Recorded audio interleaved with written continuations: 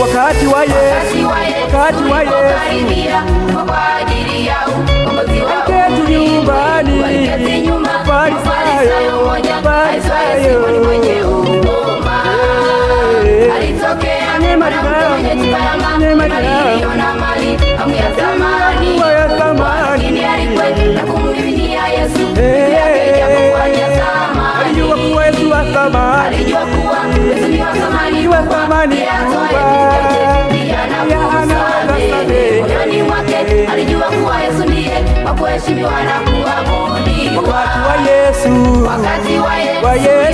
Yesu ulipokaribia kwa ajili yao aliketi nyumbani, Mafarisayo mmoja aitwaye Simoni mwenye ukoma.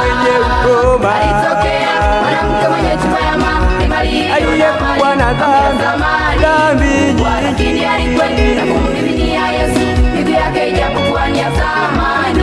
Yesu wa thamani, alijua kuwa Yesu ni wa thamani kubwa, ndiyo maana aliamua kufanya vile.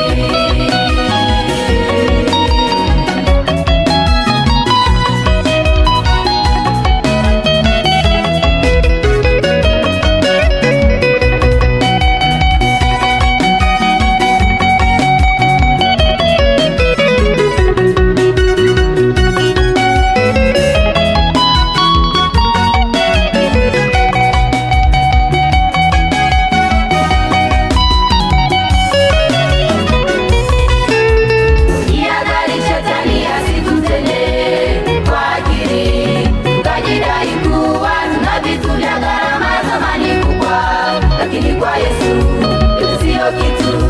Sauti yake Mungu kwa Ibrahimu ilimtaka mwanaye ampendaye amtoe sadaka ya kuteketezwa. Kama kipimo cha kumtambua Mungu ni nani, Ibrahimu kwa kumtambua Mungu kwani wa thamani kuliko alivyo navyo, alitaka kufanya kama alivyoagizwa, lakini sauti